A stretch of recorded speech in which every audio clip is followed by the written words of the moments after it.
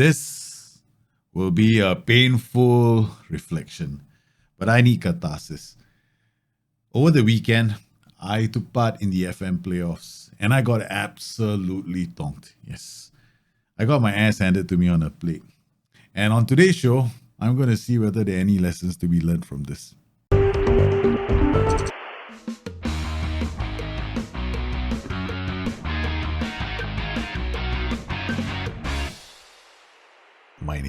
My name is Daljit. Welcome to the show. Over the weekend, I took part in a competition called the FM Playoffs. It was organized by Moza, Cakeman Place, and the Cam Behind the Cam. And before I begin my look back, I want to give a shout out to the wonderful guys who took part in this competition, the wonderful organizers. It was very well run and a thoroughly entertaining experience. We had plenty of goals, fantastic participants, including Lazy Number 9, who came up with a unique 4-4-2 that made it all the way to the finals, where it got disassembled by a ruthless 4-2-4 from Lee Monahan. It was it was fun. You just had to be there. Welcome to the channel where I delve into the world of Football Manager. This is a game loved by millions of football lovers from all over the world. It's a community that's grown by leaps and bounds in the last couple of years. I stream the game 3 times a week here on YouTube, Mondays, Wednesdays, and Fridays, and occasionally on Twitch, which may just focus on PvP play in the future, because I need the practice. And what exactly is PvP in Football Manager? Well, the mode doesn't, the word PvP is player versus player. It's a term that people use in games where we play computer games where we play against each other in real time. World of Warcraft has got, PvP when you take your characters and you go fight them in an arena. In Football Manager, well, in real time, 2 teams are going to be playing off against each other, either with pre-built teams or even in network mode, right? So you could end up in a situation in a network match where the 2 of you are going to face off against each other in real time, and you can actually play the match. The game of Football Manager has an online mode. You can play versus mode with your friends using Football Manager Touch, which is a light version. Essentially, what you do is you export your teams from the full version of Football Manager or even within Football Manager Touch.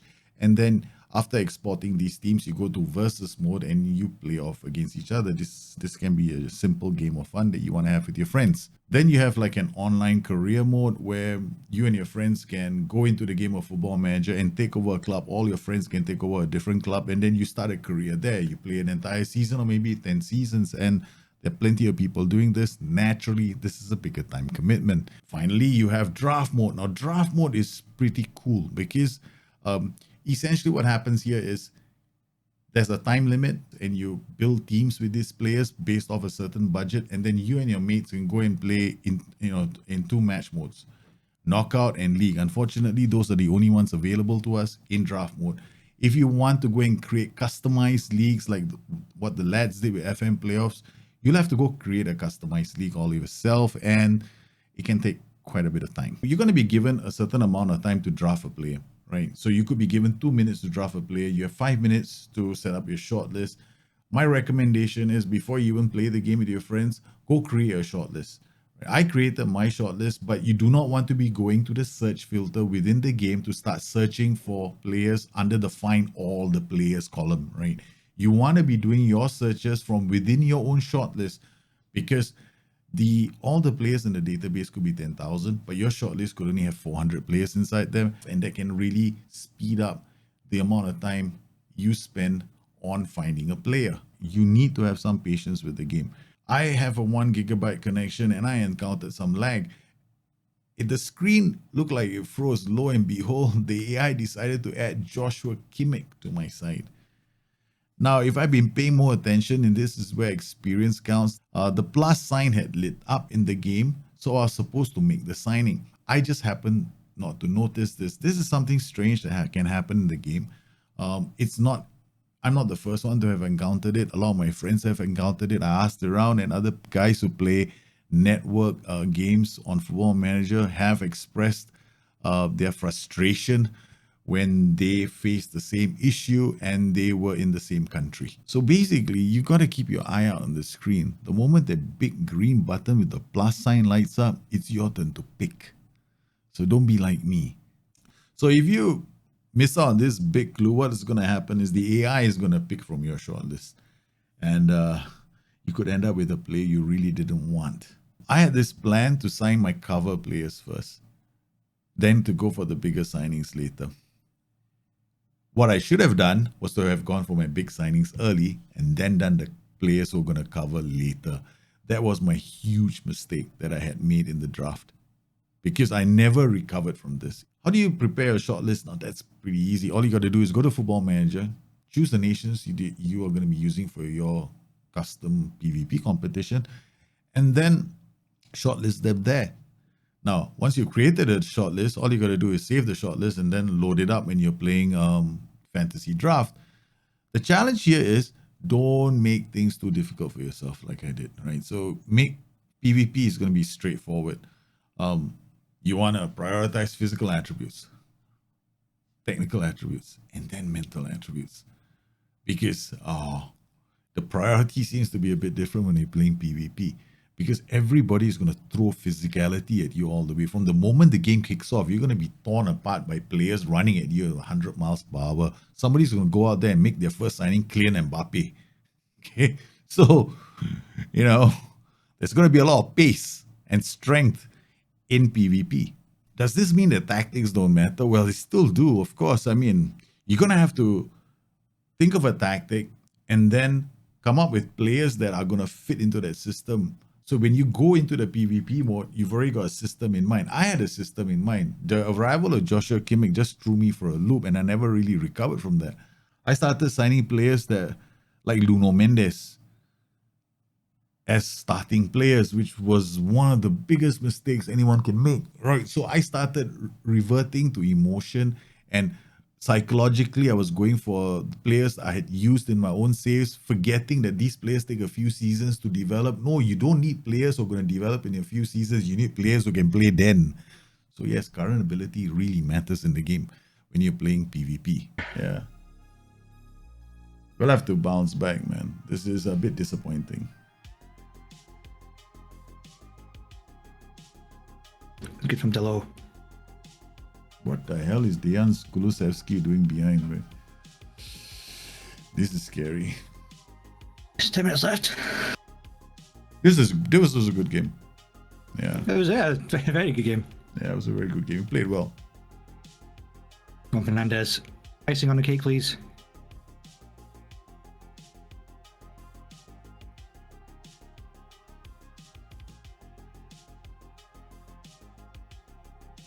Come on, guys. Lovely play, lovely play.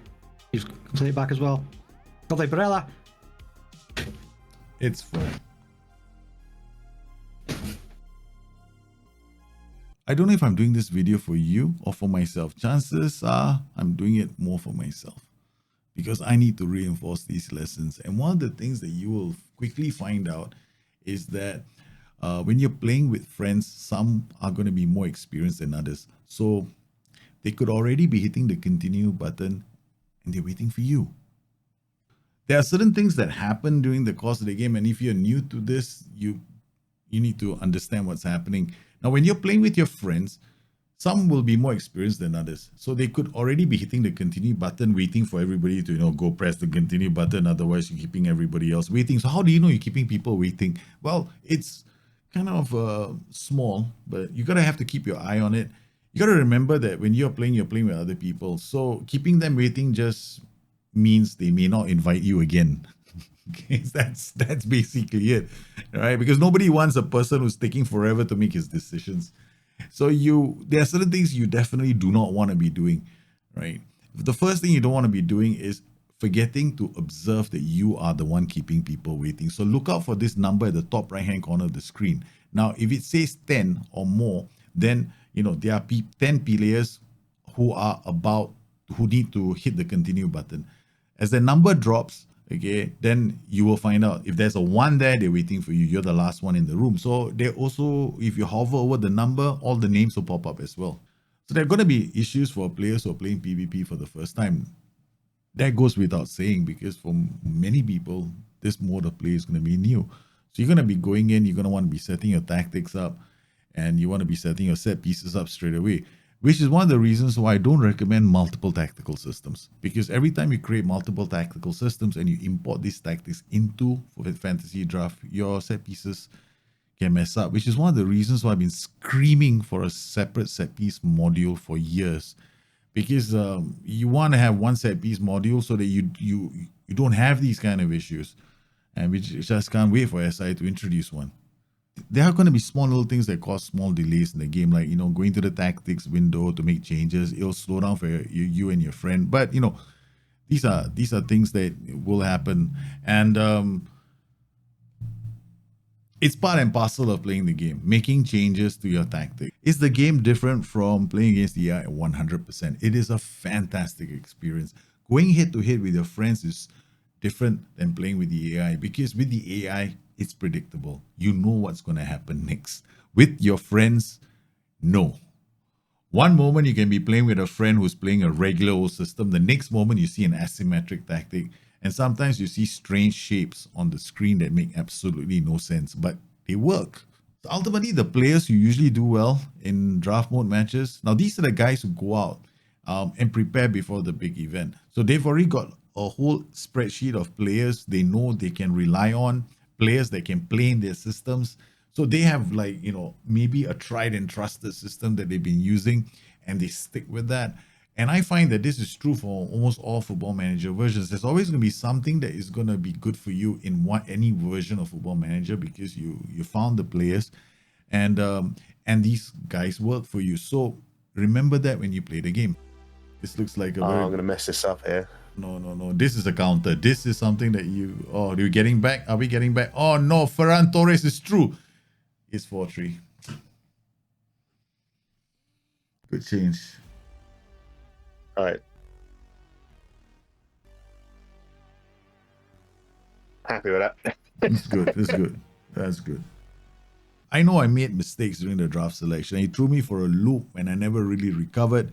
And so I decided to ask some of the more senior players who've been playing draft mode for a lot longer and who are a lot better at it than I am, what are some of the lessons that they can share? And, well, right up on top of the list, right there at the top of the list, is have a tried and tested system and have that core group of players with good current ability who can play in that system shortlisted. That is the most important lesson you can take from this. The second thing is, look out at the screen. Look out for the telltale signs like the little green button lighting up. Otherwise, you're in trouble. So these are the big things that I learned. And then, of course, when it comes to attributes in PvP, don't overcomplicate them, right? You want the physicality and technical attributes are way more important than mental attributes, especially in PvP, because nearly everybody's doing gegenpressing. So you need to have a system in mind to handle that. Versatility in PvP is also important. You need players who can play multiple positions, because you're going to be taken out by your comfort zone. And for those guys who are not very comfortable with changing tactics on the fly or making changes, this is going to take you out of your comfort zone, put you in a new zone, and you're going to start getting better at the game as well. So learning how to make small changes is going to improve your play style, just like all other games. If you wanted to become really good at World of Warcraft, because I used to play World of Warcraft for many years, I would tell people to start in PvP, because if you can play PvP really well, you'll do really well on, in other modes of World of Warcraft. So I want to thank everybody for joining me today. All I can say is this introspection is something that I needed, and I intend to come back stronger, right, from this experience. I'm obsessed by learning from my mistakes, and this will be no different. I will be back.